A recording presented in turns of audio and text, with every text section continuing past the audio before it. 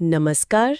आज हमारे पास बात करने के लिए कुछ पंक्तियां हैं तो छोटी सी, पर असर बहुत गहरा है इनका। जी हाँ। ये बड़े सपनों के पीछे जाने और उस रास्ते में जो मुश्किलें आती ही हैं उनकी बात करती हैं। बिल्कुल सीधी और सच्ची बात। ऐसा लगता है जैसे किसी ने अपने अनुभव से निचोड़ कर लिखा हो। सही कहा। इनका जो सेंट्रल आइडिया है वो है लगे रहना, हार नहीं मानना। दृढ़ता। हाँ, दृढ़ता। तो चलिए जरा इन विचारों को खोलते हैं, देखते हैं कि ये हमें इस अटलता के बारे में क्या सिखा सकती हैं। जरूर। तो पहली बात तो यही कि हर बड़ा सपना आसान नहीं होता। शुरू में ये साफ कर दिया है, कोई मतलब ख्याली पुलाव नहीं। हाँ, ये बिल्कुल जमीनी हकीकत से शुरू होता है।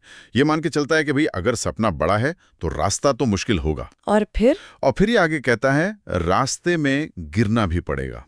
ये जो गिरना है ये असफलता, इसे मतलब रास्ते का एक नॉर्मल हिस्सा माना है। हाँ, जैसे ये तो होना ही है, ये नहीं कहा कि शायद गिरना पड़े। नहीं, बिल्कुल नहीं। पढ़ेगा कहा है, ये अनिवार्य है, जरूरी है। और ये सिर्फ हमारी अपनी कमी या अंदरूनी संघर्ष की बात नहीं है ना? नहीं, बाहर की दुनिया क्या कहेगी वो भी शामिल है इसमें। बिल्कुल।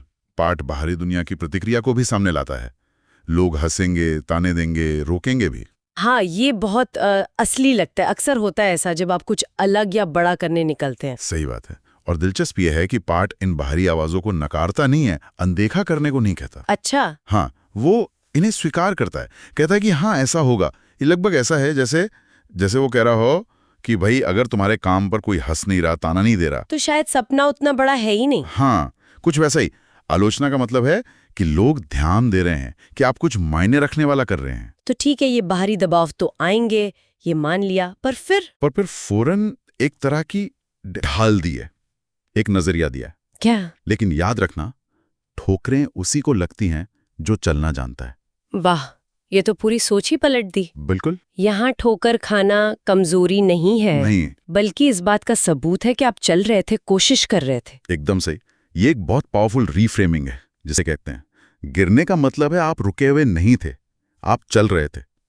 और इसी सोच पर अगली लाइन टिकी है, और जो चलना नहीं छोड़ता वही एक दिन मंजिल तक पहुंचता है। हाँ, तो सफलता सिर्फ मंजिल पर पहुंचना नहीं है। अच्छा। सफलता उस चलते रहने में है, गिरने के बावजूद उठकर फिर चलने में।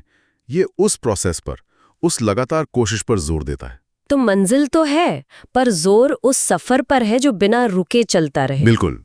और अंत में जो संदेश है, रुकना मत, झुकना मत, बस लड़ते रहो। ये तो सीधा एक्शन कॉल है। हाँ, इसमें कोई लाग लपेट नहीं, कोई फिलॉसफी नहीं, सीधा निर्देश। कोई स्ट्रैटेजी नहीं बताई, कोई तरीका नहीं, बस एक अंदरूनी संकल्प की बात है। जी, एक तरह का युद्ध घोष है ये, अपने अंदर की कमजोरियों और बाहर की मुश्किलों के खिलाफ। तो अगर हम ये सब बातें जोड़कर देखें तो निचोड़ क्या है? निचोड़ यही लगता है कि मुश्किलें, फेलियर, लोगों की बातें, ये सब रास्ते का हिस्सा हैं। इन्हें देखकर रुकना या झुकना नहीं है। बिल्कुल। और यहीं पर वो एक गहरा सवाल उठता है जिस पर शायद सोचना चाहिए। क्या? कि जब दुनिया हंसती है, ताने देती है, रोकती है, तो वो अंदर की ताकत कहाँ से लाएं जिससे इंसान लड़ता रहे। हाँ, ये पाठ कहता तो है लड़ते रहो, पर लड़ने की हिम्मत कहाँ से जुटाएं? सही कहा।